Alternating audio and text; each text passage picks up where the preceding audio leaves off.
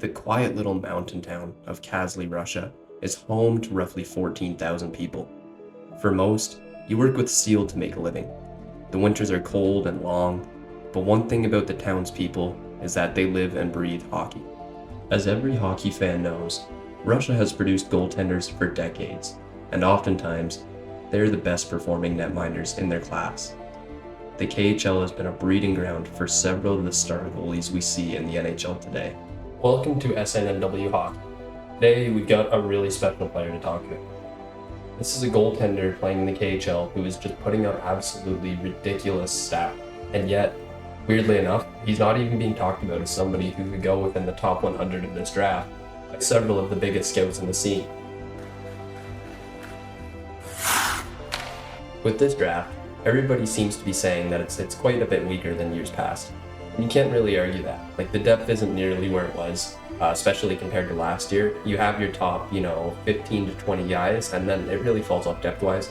But that said, there's going to be some gems that GMs find, and I think the player we're discussing today could arguably be the biggest gem in the entire draft, especially if he ends up getting picked where he's projected to go. About to show statistics from 5 different goaltenders in their respective KHL seasons. These are all draft year +2 or +3 seasons, and I want you to go ahead and see if you can guess who these 5 goaltenders are, and in your head you can make a mental ranking of who you think is the best of these 5. So starting off with the first goaltender, we had a player who played 28 games played in their draft +2 season. They had a 2.21 goals against average, a .923 save percentage, 3 shutouts, and then again in 18 playoff games, a 1.99 GAA, a .934 save percentage, and they also won KHL Rookie of the Year that season. For goaltender 2, we had someone who played in 35 games. They had a .272 goals against average, a .919 save percentage, 1 shutout, they didn't play in the playoffs, and they didn't win any KHL awards. For goaltender 3, this was a draft +3 season. We had somebody with a 161 goals against average, a .929 save percentage, 5 shutouts, 7 playoff games, they had a 2.03 goals against average, and a .916 save percentage. For goaltender 4, another draft +3 season. They played 39 games, had a 1.64 goals against average, a .937 save percentage, 8 shutouts, and in 5 playoff games, they had a 1.84 goals against average, a .940 save percentage. They were KHL first All-Star team and a KHL champion. And then finally with goaltender 5, this is a draft +3 season as well. We had 43 games played, a 215 goals against average, a .930 save percentage, 3 shutouts, and then in 23 playoff games, they had a 1.82 goals against average, a .942 save percentage, and in this season, they won KHL Rookie of the Year, they were KHL champions, and they were also the KHL playoff MVP. Each of these goaltenders put up outstanding seasons in their draft +2 and draft +3 seasons, respectively. Some definitely stand out more than others, but all in all, they were all excellent seasons. To make things simpler, I decided to visualize this data in an easier way with a bar chart. In this chart, it calculates what I like to call overall impact score, and I'll go over in a little bit how everything is calculated, but I'll show you the chart now and you can further evaluate who you think might be the best goaltender in this list and sort of formulate your top 5. Just looking at these totals, the values are pretty close for each goaltender. The lowest and highest overall impact scores are only separated by about 52.4 points, which isn't as much as it may seem. If you're wondering how the overall impact scores are calculated, I'll go over that now. And if you have a hard time following, all you need to know is that the greater the overall score, the better the goaltender statistically performed during that season according to the model. The 3 statistics involved in this analysis are save percentage, goal against average, and shutouts. The save percentage of each goaltender accounted for 50% of the final value. So the way that is calculated is out of a total of 1,000 points, save percentage is multiplied by 1,000, and then that value is multiplied by 0.5. For example, let's do the save percentage of goaltender 1, which is a .923. That would be valued as the following: .923 times 1,000, and then take that value and multiply it by 0.5, so the total would come out to 461.5. The goals against average of each goaltender accounted for is 40% for the final value. It too is calculated out of 1,000 points, and the value is determined by the following formula: 10 take away GAA times 100 times 0.4. For goaltender 1 again, the goals against average value would be determined as the following. It would be 10 take away 2.21 times 100 times 0.4, and that would come out to 311.6. Finally, we take the shutouts, which have a simpler value, being each shutout equates to 15 total points. The formula is shutout times 15. So again, with Goaltender 1 as the example, he had 3 shutouts and therefore earns 45 additional points. With all of this data, we can add our values together to determine the total score. This is calculated as save percentage weight, plus goals against average weight, plus shutout weight, and that gives us our total score. So for Goaltender 1, this score came out as 818.1 points.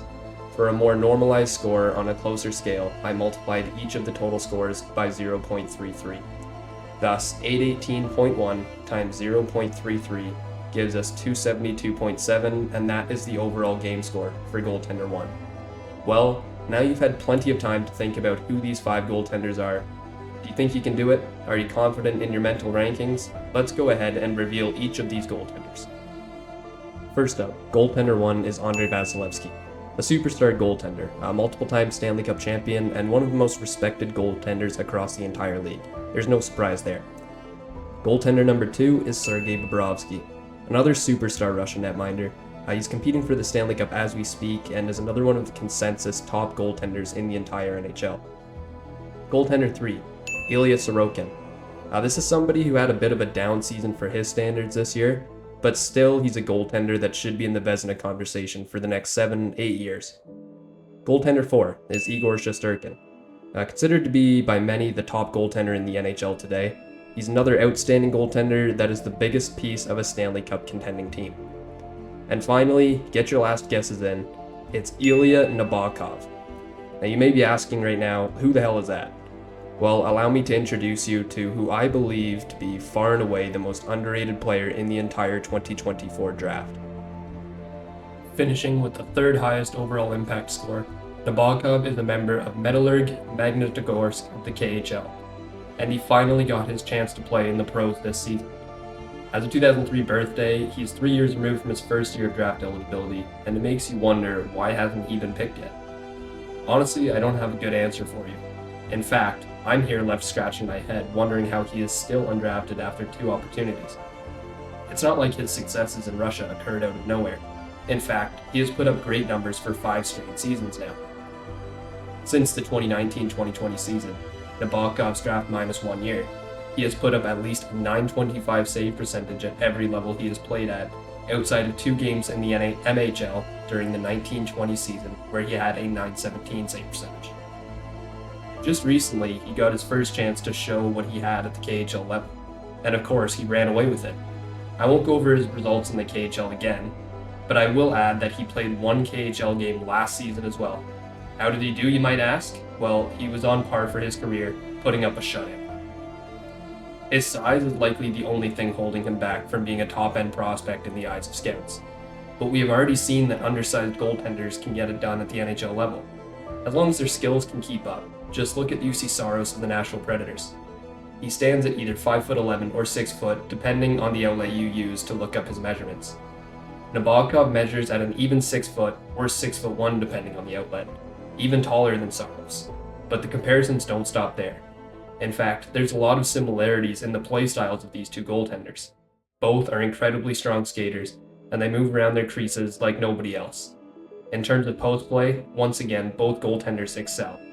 And perhaps the most obvious comparison is the way both goaltenders are able to play the angles of shooters. Oftentimes they appear way bigger in net than some of the goaltenders who stand at 6'4" and above. But half of the battle is handling the mental side of being an NHL goaltender. From what we've seen from him, Nabokov's mental game is beyond impressive and actually an exceptional strength to him. His statistics, which are already outstanding, get even better in the postseason. A .942 save percentage in the playoffs is absolutely incredible, and when the sample size is 23 games, it's clearly no string of luck. And oh yeah, in the final series of the Gagarin Cup, where the pressure was at its greatest point, he absolutely stood on his head. He went to perfect 4-0 to become a KHL champion, while putting up a ridiculous .974 save percentage with a 0.74 goals against average and a shutout to boot. It obviously helped him become the youngest playoff MVP in the history of the KHL, beating Ilya Sorokin by 2 years.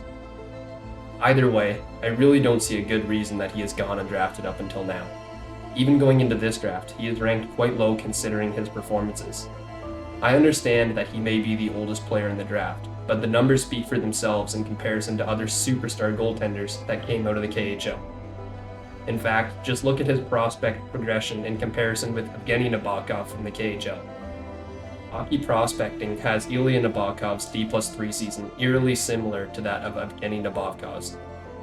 Ilya Nabokov finished just .18 points behind Evgeny's D+3 season. Again, it's another example of his play showing up in the advanced analytics. He has been excellent in the KHL, and regardless of the model, he is shining. Even the scouts are lower on him. McKeen's Hockey has him as a third-round pick, being ranked number 85, while EliteProspects.com has him in the same range, being ranked number 86. NHL Central Scouting has him ranked as the second best European goaltender in the draft, and that's all.